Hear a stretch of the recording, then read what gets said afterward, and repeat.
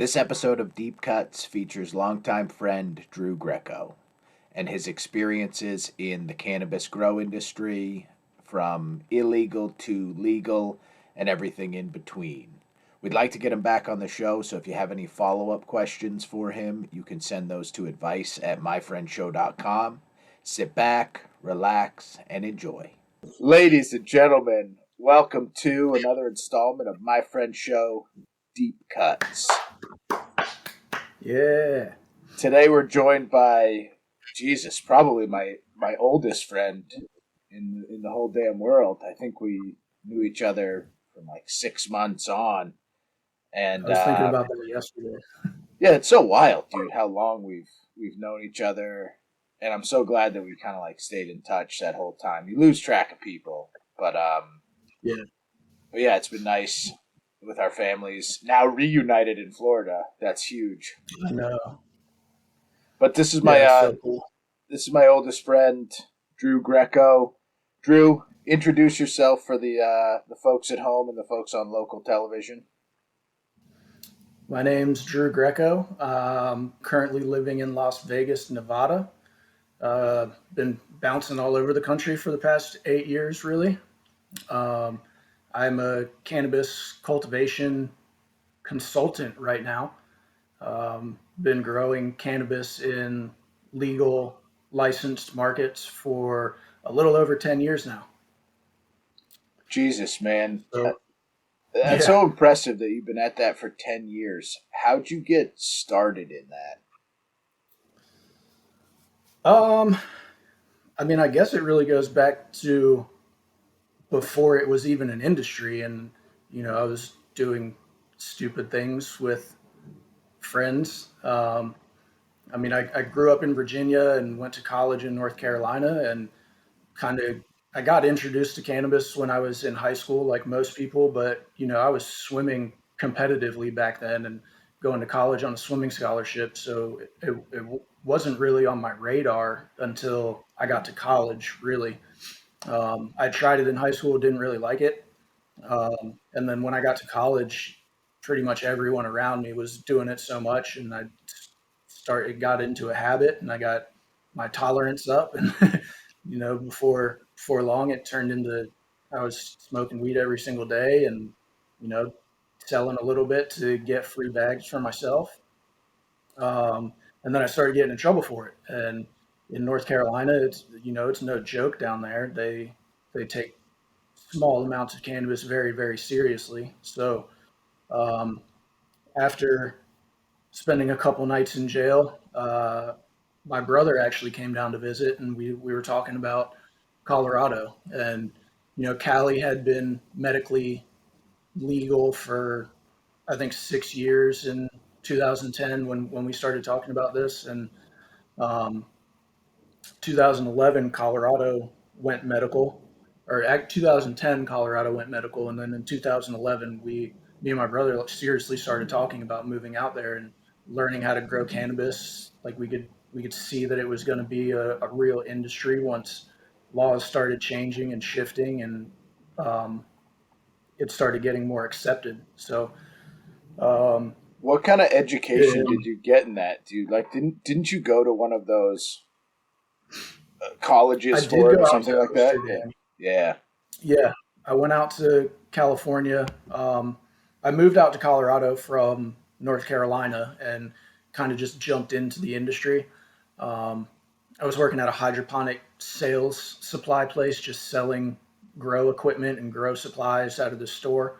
And I started growing in my basement and just Googling all over the place. Back then, there were a lot of forums that you could get on and talk to people that were growing in their basement. And there was this kind of like anonymous community online because it was still illegal in most places and kind of like gray area in a lot of places. So, people were trying to still stay secret and not really letting everyone know what they were doing. But there was this like tight little community of people that trusted each other and would share tips and tricks and stuff. Um, so most of the way I learned how to grow was just through research online and then trying to do it myself, trial and error. But after I got hired by a company down in Denver, Been working for them for like 5 months and wanted to progress my career and be able to show, owners and people that were hiring that I took what I was doing seriously, and I wanted to know more than people that were in the same position as me. So I signed up for classes out in California, went out to Oakland to Oaksterdam, and I took they had a weekend course. It was like, I believe it was 16 hours. It was 2 8-hour days.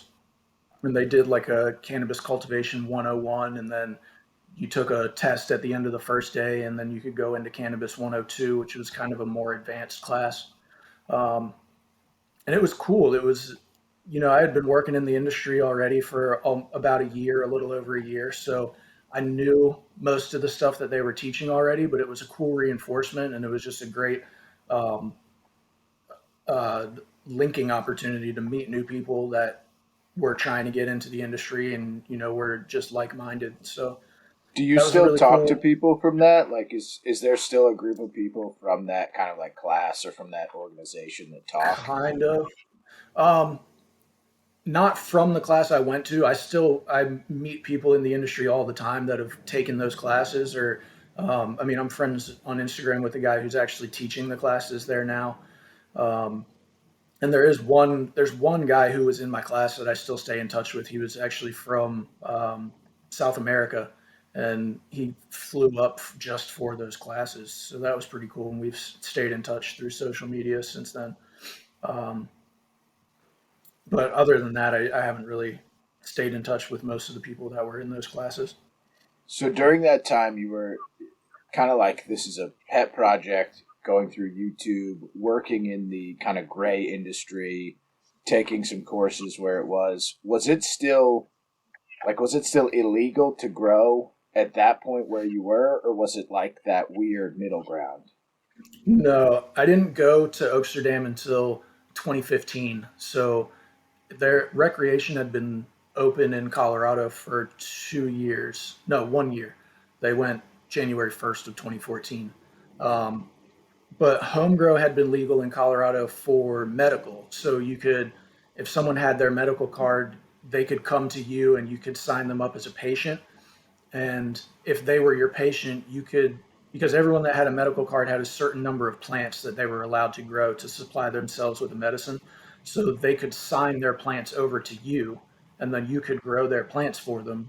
Because a lot of the people that were needing cannabis for medical use were um, just didn't have the physical ability to grow for themselves. So they could sign it over to you, and you could grow for them, and then you give them whatever product that their prescription is for every month or whenever the harvest came down. And then you could take donations from people for whatever the rest, like if they needed 4 ounces every month, you give them their 4 ounces. If you have two left over, you could take donations for those 2 ounces if you had your medical card. Oh, that's cool. And those Um, donations could come from anyone. Like I could come to you and be uh, like, "Here's a donation," or I'm pretty sure it was supposed to be with a medical card, but the rules were so gray area that, yeah, I mean, you'd take a donation from anybody really. So as long as you had your paperwork all in order, it wasn't really a threat. any port in the And then, storm. Yeah. yeah, and then once recreation came through and they passed all those laws, everyone that was each person in your household that was 21 or over could have 12 plants. You'd have six in the vegetative stage and then six in the flowering stage actually producing product. Um, so when we moved out to Colorado, we had four people that were over 21 living in the house together. So we had our basement just, we had 24 plants, or no, 48 plants. Um, it was pretty cool. It was awesome. Yeah. So that was when it changed over to recreational, and you were already growing at that time and kind of working in the system. Yeah.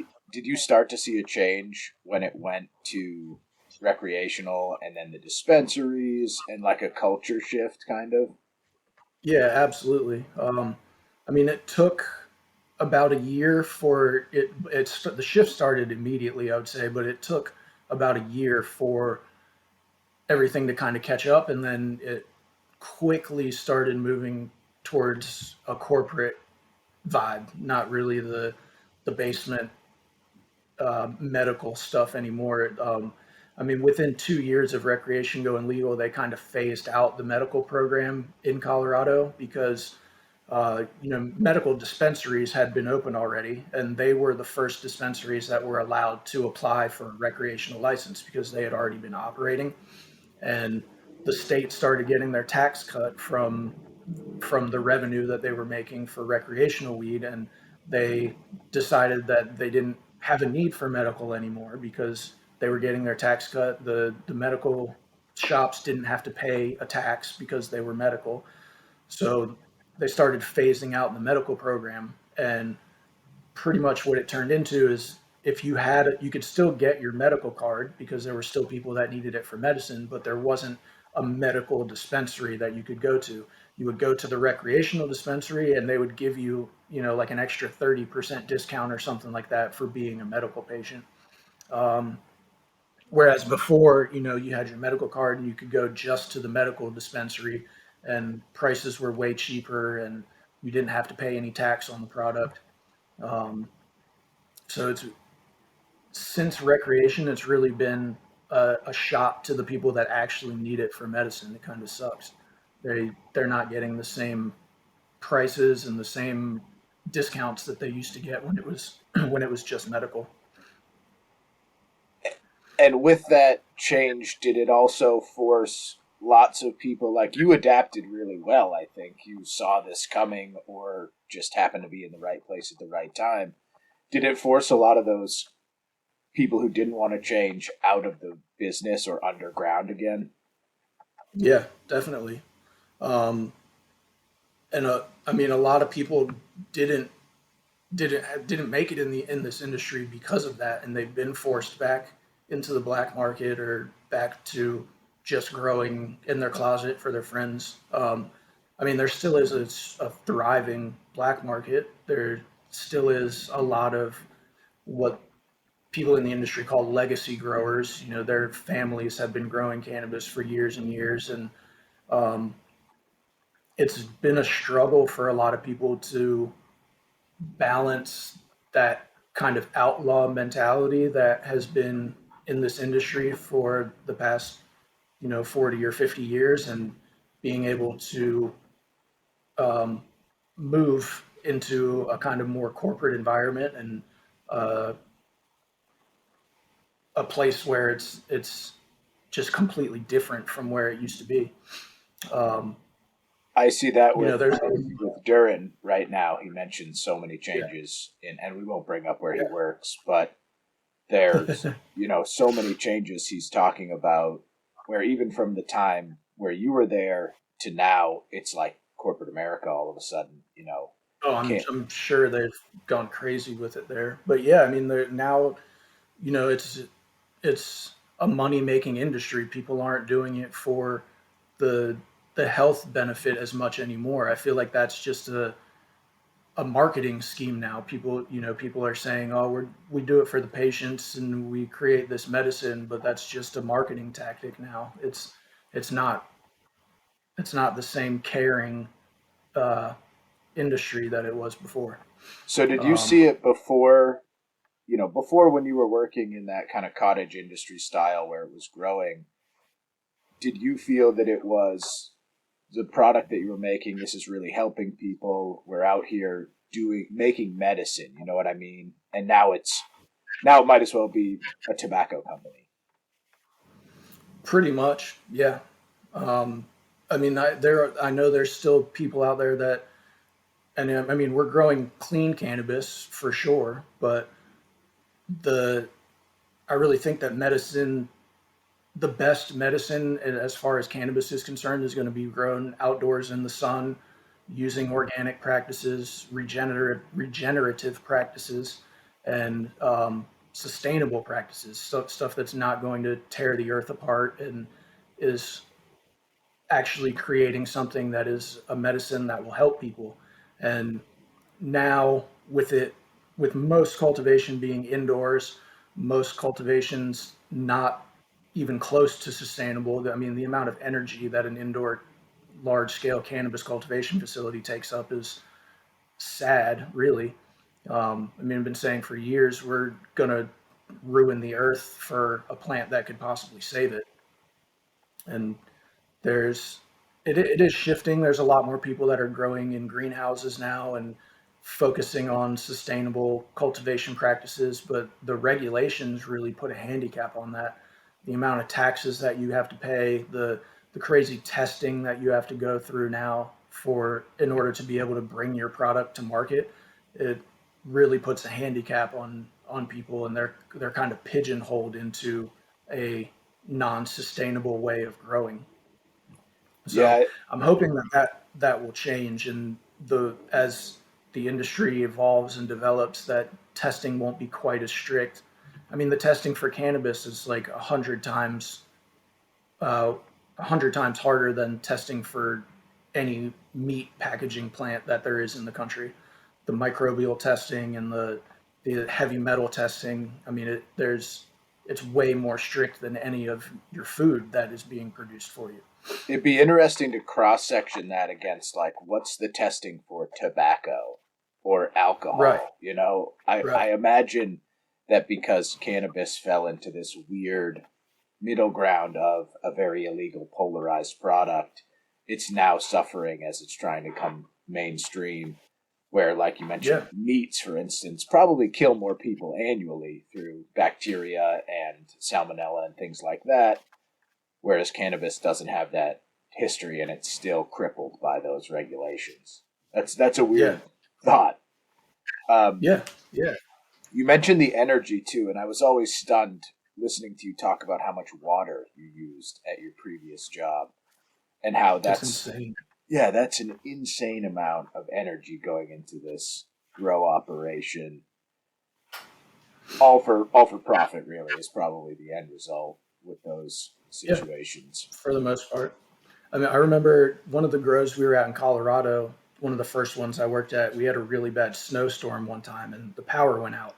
And when you're growing indoors, obviously, the more time that the plants are in dark, the more chance of them to become hermaphroditic and grow seeds. And, that lowers the quality of your product. Not to mention the HVAC and all of the dehumidifiers that aren't going to go be working, so you get mold and mildew growing in the product.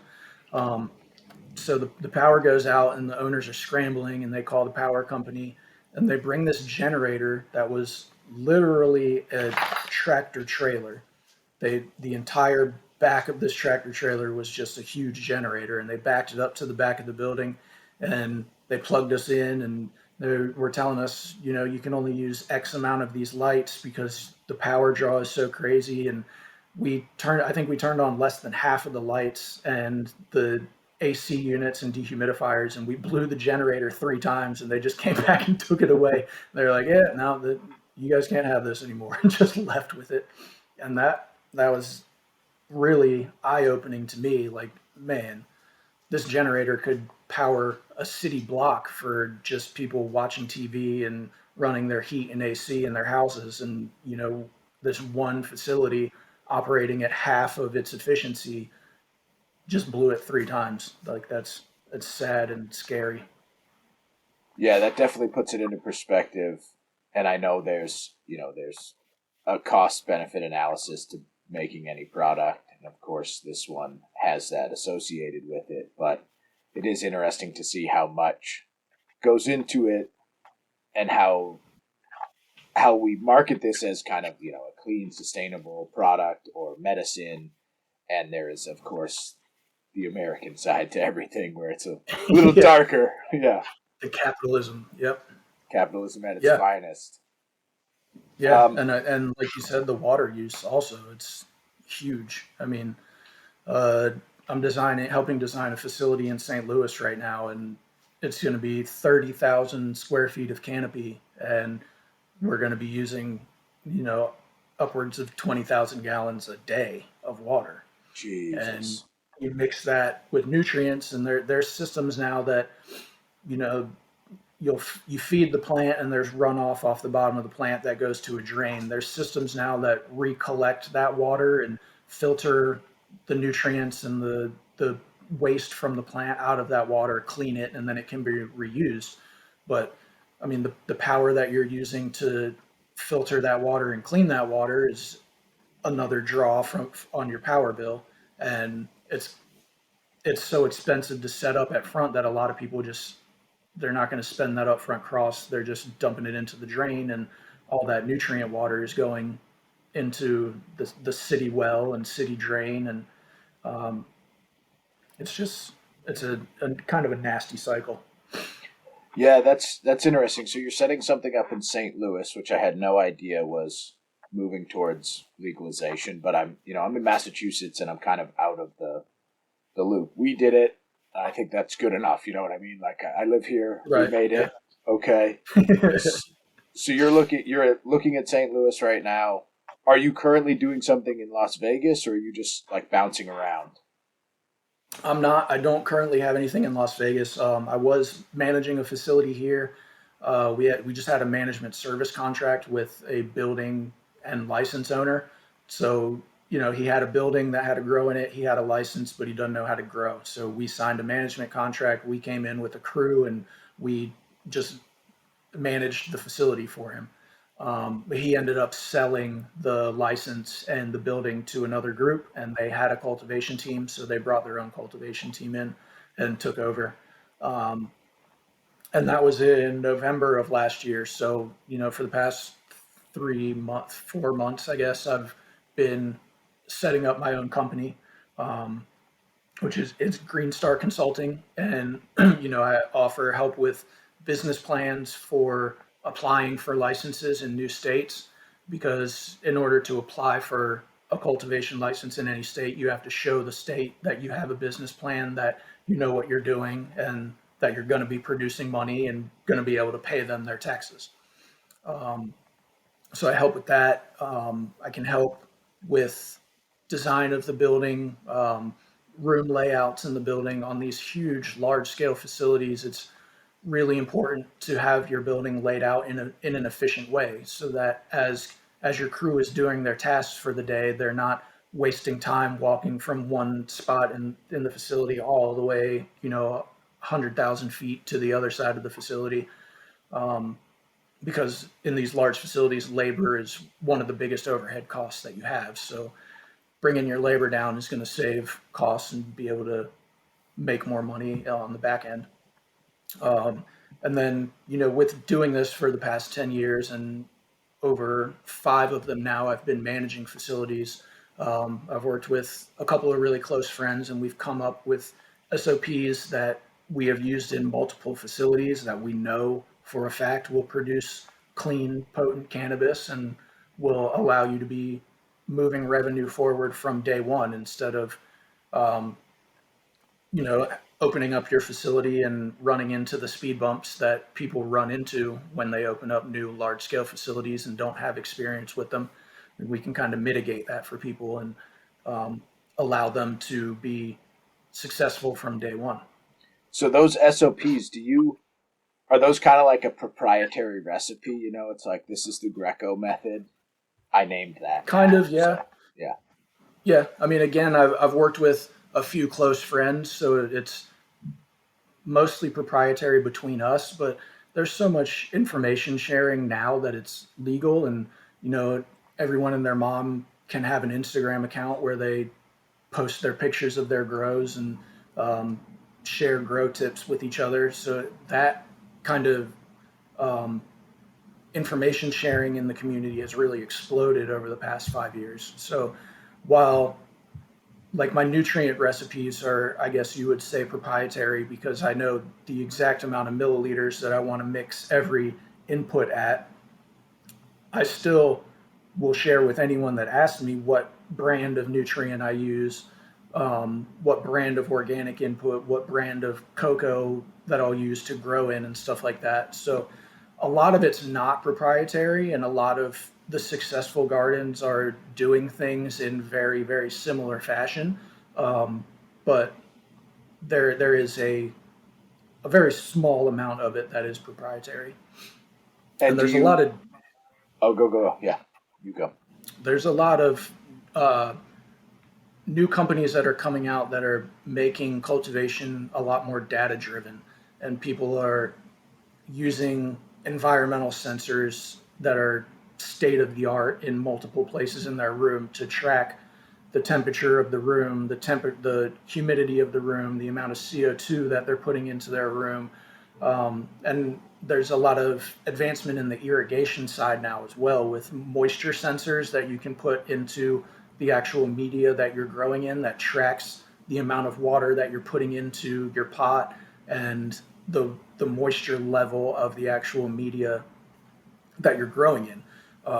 So these software programs track all of your data, and if you have a super successful run, which from the time you cut a clone to the time you harvest is anywhere from 11 to 17 weeks, you can go back and look at all 17 weeks of exactly what you put into your plant, exactly what your environment was, and then recreate that on different runs to stay more consistent and produce a consistent, clean product.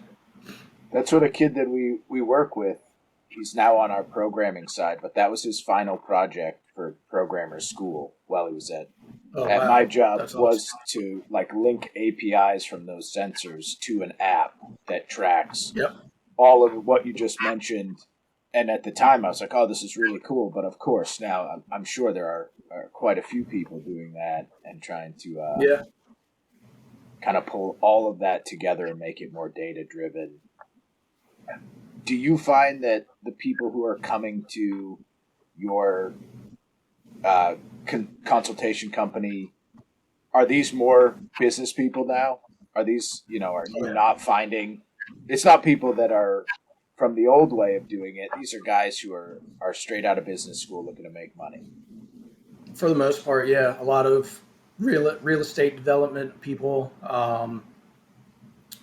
hedge fund people, Really? people with money. Yeah, I mean, most of these states that are coming online now, I mean, you need a couple $1 million to be able to apply for a license.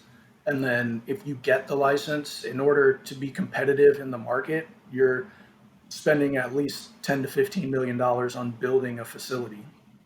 So, um, yeah, it's just people with a lot of money these days, and that has been part of the huge change in the industry. Is uh, we call them Chads, all these Chads and Brads that are coming in with daddy's money or money that they made in investment firms or doing real estate deals, and they have no idea how to grow, but they're the ones that can get the license. And where kind of what I'm where I'm making my mark in the industry is being able to be professional enough to speak with them and kind of not really get on their level, but explain things in a way that makes sense to them so that they know where their money is going. They know that they're spending their money on the important things and that they're going to be able to build a facility that will make them money from day one.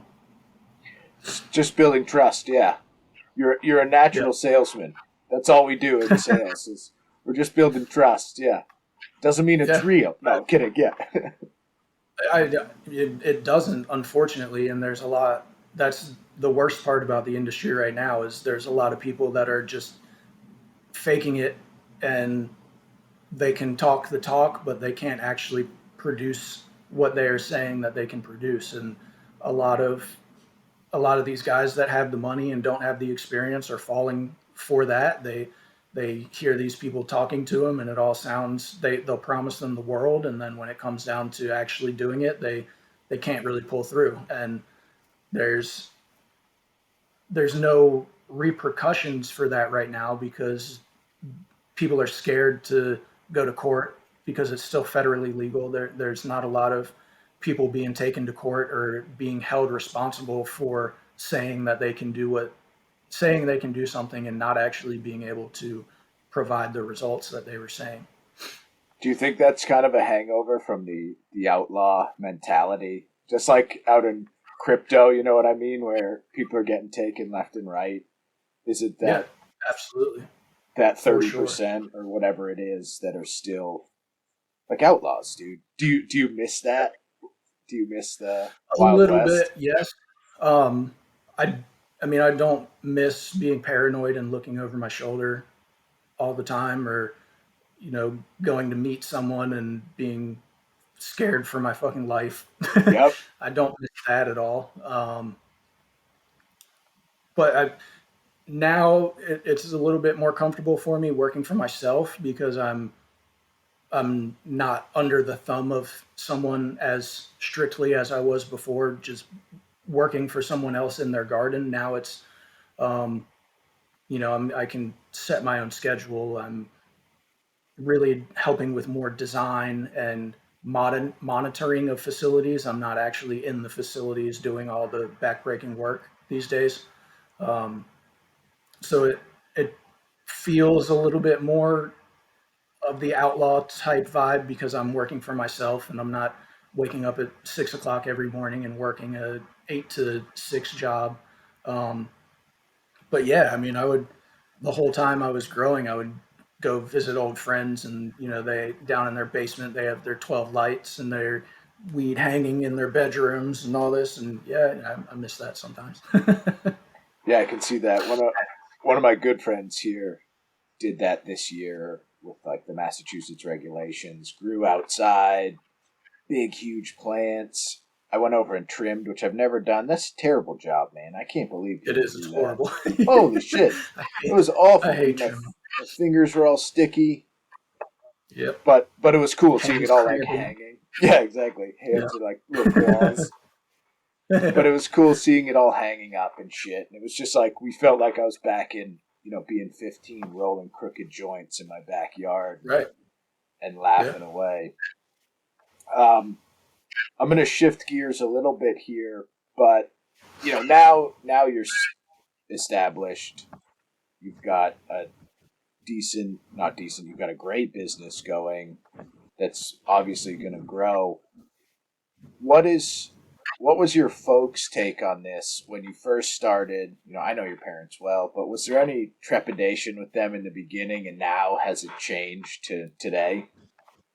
Um, there was when we first moved to Colorado, and we still weren't doing things legally.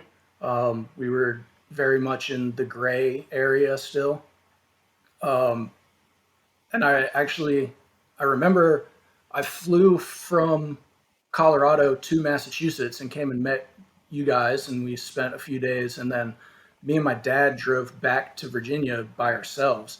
And I remember that car ride and just explaining to him how I was never going to have a job again, and I was just going to be growing weed for the rest of my life, and it might not be legal, and I'm gonna be an outlaw for the rest of my life, and that's how it's going to be. And he was super butthurt. He was not trying to hear that at all. But um, that was where I was, and that was what I wanted to do. And then shortly after that, I mean, it was within 6 months after that, it my whole thought process kind of shifted, and there were these huge companies opening up and paying their lead growers over $100,000 a year, and I was like, oh man, I don't have to do the illegal thing and risk going to jail for a long time and risk my parents not wanting to talk to me or being disappointed in me. And as soon as I shifted my thinking to that and started following more of a legal career path, they were 100% behind it. They were so happy that there wasn't really any chance that I was going to be going to jail, or that they were going to be getting a phone call one night and saying that, I was locked up or they couldn't talk to me or whatever. So they've been super supportive about everything. Yeah, I can imagine, having a conversation with your dad about choosing an outlaw career path would Yeah. set him down a different road there. Um, Yeah. and now that you're, kind of established, I'm sure they're totally on board with that. Are there other people in society that do you get like weird looks when you talk about it? Is it sometimes hard to talk to people about what you do? Not really. At first, it was, again, when it was so new. But now it's so widely accepted now. I mean, even I mean, I meet older people all the time and tell them what I do, and they're, oh, that's so awesome. I go to the dispensary and get salves for my arthritis, or I eat edibles or whatever. So it's become so much more mainstream now that I love talking about what I do, and I'm not ashamed in any way of what I do. So I mean, I got grow weed tattooed on my knuckles, so I'm not hiding it from anyone, and I'm super proud of the industry and proud of how it's growing and proud of where it's going to go. Yeah, it's pretty cool to see that culture shift and to see.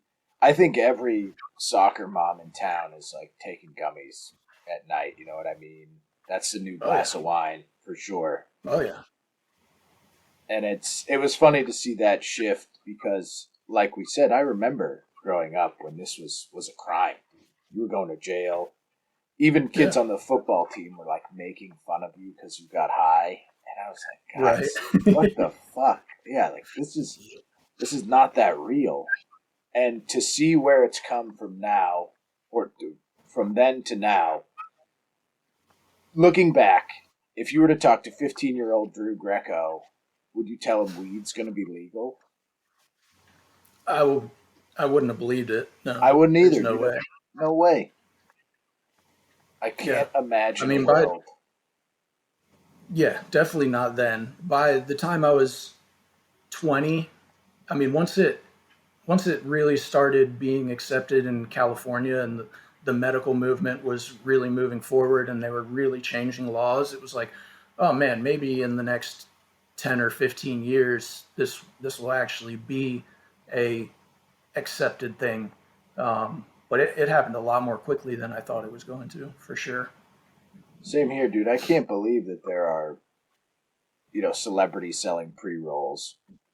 I, Yeah, I'm always stunned. I can't believe you can yeah, go down to a dispensary and buy like a pack of pre-rolls. It's just such a change that I didn't expect to see. yeah. It is. It's mind blowing. And then with the legalization, or yeah, the legalization of CBD now. I mean, there's gas stations that are selling CBD pills and CBD flower, and it's crazy. Yeah, I think that's it. What's your take on that? The CBD movement, is that real? Am I too skeptical for that shit? No, um, I mean it. There are parts of it that are real, absolutely. I mean, it does help with inflammation. I'm sure it helps with people's ADD a little bit, but again, just like cannabis, it affects everyone differently. It's not some miracle drug. Well, I guess it is in the sense that it is. It can kill cancer cells. I mean, it can't. I don't think it can cure cancer, but it is definitely helping people with all kinds of ailments. So I see why it's labeled as a miracle drug, but I think the hype on it has kind of been blown out of proportion. Yeah, that's where I kind of lose the thread is when you see it everywhere. It's like CBD for X, CBD for Right. infertility, and you're like, all right, guys, let's tone it down. You're trying to Yeah. sell me. And Um, I think the quality of it has a lot to do with how much it's going to help people's ailments as well. And there's a lot of, since it's actually legal, there's a lot of CBD being produced that's not good quality. They're just, throwing plants in the field. They're covered with bugs. They take the plants down and just smash them into a paste with all these bug parts and mold and mildew in it. And then it's going to, to a gas station to be sold to every soccer mom that can walk into a gas station. So actually sourcing where you're getting your CBD from and knowing that it's coming from a garden that people are taking care of plants and not giving you a product that's filled with mold and bugs and stuff like that is really important. and that's hard to do for the average person because they Absolutely. just don't know. Um, Yep. what's your stance on like you're a heavy user? I imagine could be making a judgment call there, but I've cut down a lot in the past like year and a half. I Um, can barely I get high mean, now, dude. honestly, me too. I mean, now and I like it a lot more because now I use it as more of a medicine. I unless it's the weekend, I really only smoke before bed, and now I get super super high off of one bowl, and I can go to sleep and sleep well through the night and not wake up hungover or feeling all groggy and shit. Whereas, before I was smoking 10 blunts a day and, I'd be high for 5 minutes and then I would have to smoke again. Um, I like it a lot more being able to feel the effects and actually have the effects benefit me instead of just running through that cycle all the time of just smoking to smoke. What's your stance on the like potency? I feel like shit's too strong now. That's me being old. I got gray hair, but Um, Yeah, I mean, those high percentage strains have their place. They're good for certain things. I think what the industry needs to start educating people on is the potency to terpene ratio. The terpene, every single strain has a different terpene profile. Every single plant in the world has a different terpene profile. So being able to understand what terpenes are having what effect on your body, um, and using that as a decision for what strain you're going to smoke or what strain will help with your ailment is going to be the next huge thing. It's already kind of moving in that direction, um, but it's unfortunately in the industry right now, sales of product are being driven just by THC percentage because everyone sees, oh, it's a 35%. That's gonna get me the highest. I want that one, and that's not necessarily the case. I mean, you can get a 15% THC strain that has the right mixture of terpenes for your body chemistry, and that will get you way higher than something with a 35% THC that doesn't have the terpenes that affect your body in that way. So uh, that's going to be where the the industry moves to.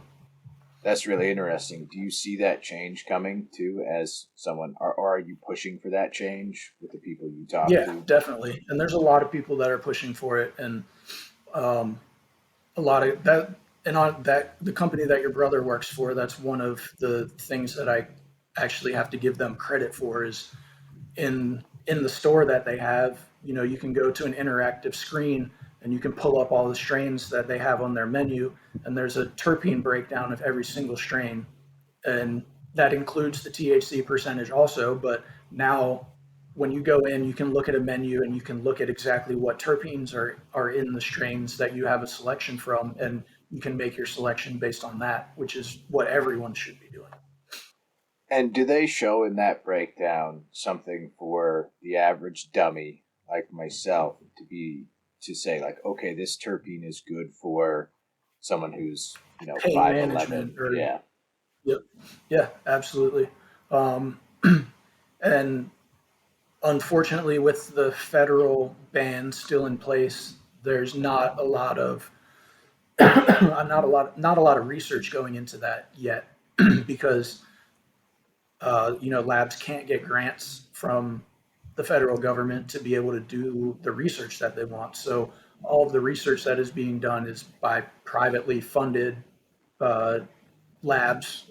Um, there again, a lot of the not a lot. There's a few big companies that are multi-state operators that have a lot of facilities, and they're paying for this type of research so that they can use it as a marketing strategy, basically, which I think is good and bad at the same time because I'm sure a lot of them are skewing results, and there's no standards for any of these tests or experiments that they're doing to um, make sure everyone's following a set standard like there is in every other industry where people are doing research now. Um, so while it is a while it is happening and it is a good thing, there needs to be federal not there needs to be federal oversight. There needs to be regulations. There needs to be set standards for these testing practices so that the correct results are being shown, and stopping these companies from being able to skew results in their favor. Yeah, mixing marketing and academic research is a fucking dicey move. So Yeah. yeah, I can see that as being something. And it's cool to hear that my brother's company is moving in a progressive direction. They always Yeah. they always made me a little nervous over there, and I think you can agree. They just felt so corporate that I didn't feel like it Yeah. was the kind of environment that I wanted to be in. But Yeah. I'm glad to see they've got that. At least that's a cool step there. Um, Yep. you know, let's round it out today with your final advice. What would you say to someone who's trying to get into the industry now? What should they be looking at? Um, Find a company where you can actually see who the owner of that company is, where you can see who is putting the money into that company, um, and jump in at the ground level. I mean, I started in the industry as a trimmer. I trimmed for, multiple months before I was moved into the garden. And the best education and the best way to learn about this industry is by actually jumping in and doing it. Um, there are a few colleges uh, that are providing classes now. There's a couple of cannabis specific colleges that you can go and take classes for, either bud tending or um, compliance or cultivation, whatever road you kind of want to take. But as someone who does a lot of hiring in the industry, what people are looking for is experience. They want to hire someone that has done this before and that they can kind of train in their own way, but that they don't have to spend multiple hours training someone from the ground up. Um, so yeah, just finding a company with a a good reputation, a company where you feel comfortable knowing that you're going to get your paycheck and that it's not going to some corporate monster structure if that's not what you want, and just jumping in and learning from experience. What is there any like field of study that you look at now where people are fit for the industry? Like, do you see a rise in botanists getting hired or biology students coming into the industry? Um, on At like management levels and supervisor levels, yes. Um, Biology majors, chemistry majors, um, but for just like general labor purposes, again, I like to hire people that have some experience in the industry that aren't too jaded and set in their ways that they won't listen to the way I want them to do it. But I like hiring people from cooking backgrounds and from construction backgrounds because I know that they know how to do work and they're not scared of work. And a lot of people get into the cultivation side of the industry because they think they're just going to be hanging out with plants and smoking weed all day and kicking back and relaxing, and that's not the case. Cultivation is a lot of work. You're lifting a lot of things. You're moving around all day. It really is a workout. So I'm looking for people that have hustled in a kitchen during slam rush hour and people that have been doing construction and aren't scared to get their hands dirty. That's a big topic here on our normal show. Chefs are our people, dude. Like people who Yeah. work in the kitchen are some of the hardest working, down to earth motherfuckers you'll ever meet. Like they're the absolute Yep. best. Yep. And that's where the people I met that are the absolute wildest, dude. Like I was nuts when I Oh worked in yeah. the kitchen. Yeah, Oh yeah. Me too. Absolutely. I love Absolutely. that. I Where do can miss people it find? sometimes. Oh, dude, I miss it all the time. The I don't miss like standing on my feet all day, but I miss the high pace, the energy, the people who are are almost on edge all the time, kind of Right. angry, smoking The sh- cigarettes, you know. the shit talking and the anger. Yeah. Yeah. Yeah, that's good. That has a place in this life, man. We're supposed to Yeah. fucking talk shit. I For uh sure. I had a conversation with someone the other day, and I don't think they appreciated my brash attitude towards certain things. And I realized that they just haven't been in that lifestyle, dude. They just don't fucking get it. Yeah. Yeah. And you're right. I only like to hire people who have been through that type of crucible before, that trial by fire. Yeah. So where can It makes a people go to huge find difference. out more about what you're doing? Green Star Um, Consulting? yeah, so on Instagram, Green Star Grower, and then I'm working on my website right now. It's almost done. You can actually go to it and see it. It's greenstargrower.com, but it's not completely finished yet. Um, and I'm working on we're gonna have a merch section in the store, so I'm gonna be selling T-shirts and hats and stuff like that. Is that the But you old can Green go. Star Clothing? Is that the old Green Star Clothing account? This is new. This is brand new. And then you remember the "You Can't Stop My Go" design I that I did I have years one, ago? dude. I'm redoing it with "You Can't Stop My Grow." Nice. So actually just dropped off a bunch of T-shirts to the printer yesterday, and they're working on those right now. Ah, dude, that's But yeah, awesome. this is brand new. I did sweatshirts and joggers with the embroidered new logo. And my friend Andy from Greenville, Andy Vandruff Designs, he did the logo for me. Um, he's a definitely an old homie from back in North Carolina. He killed it.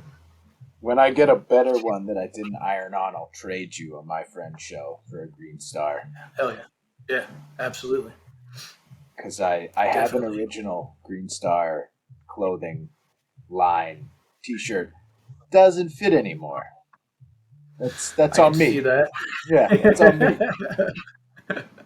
I'll bring shirts when we come down to Florida because I'm going to see you guys in like 3 weeks. I can't Ah, wait. dude, I can't wait. Yeah, that'll be nice. Just to hang out at the pool. I'm taking a full vacation Yeah, too. I'm not working. Nothing. nice, Yeah. nice. I think I'm going to be on call probably, but I don't. I shouldn't have too much to do that week, so it's going to be pretty wide open. Yeah, I can't wait to see your brother. I'm going to get him on here too because he's got some wild stories, I'm sure. He does for sure. If you can get a hold of him, man, he lost his phone again like he always does. So I haven't talked to him since before Christmas, man.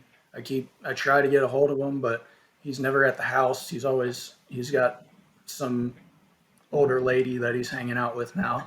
He told me. He So told me about her. yeah, he's always at her house. Um, but yeah, that would be cool. I'm sure he would love to get on here and talk to you. Yeah, we'll get him. I'll show him yours, and that'll spur him on. I'm sure. Hell yeah. Well, thanks, man. Thanks for talking with me. Super interesting. I have probably 1,000 more questions, so maybe we'll do this again. Yeah, Um, man, write him down. Let's do a follow up. oh, definitely. Yeah, we will.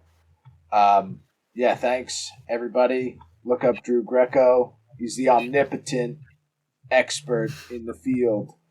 You won't be disappointed, I promise. This land was made for you and me.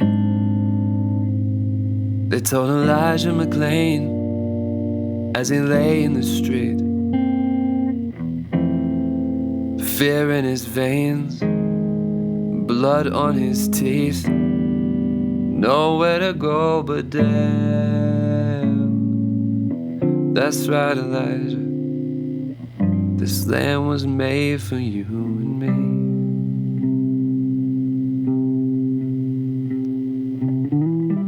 This land was made for you and me. Set in a Texas draw from a leather seat. Protesters swarming outside in their funny pink hats, bawling their eyes out, yeah. Don't worry, ladies, this land was made for you and me.